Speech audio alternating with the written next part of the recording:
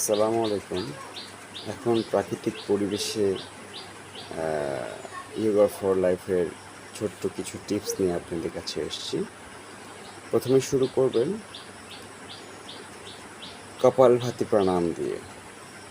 তারপরে 10 second hold করব, দেন পরবর্তী ব্যায়ামে আমরা চলে যাব।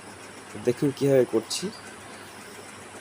সম্পূর্ণ আপনার শ্বাসটাকে বাহিরে বের করে দেবেন, দিয়ে আপনার ভিতরে থাকে যাবে পেটটা, এই জাস্ট এরকম ফু দিয়ে এরকম করে দিচ্ছি, এভাবে।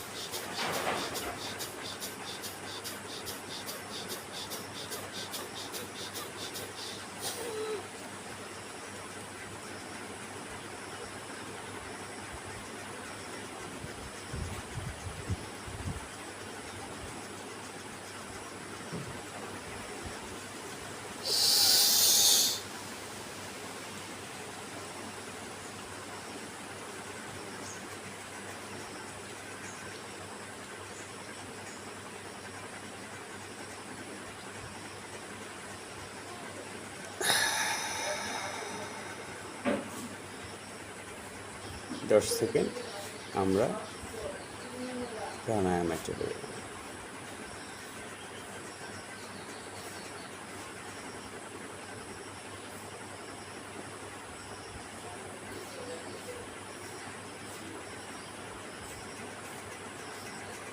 আস্তে করে চোখ খুলবেন।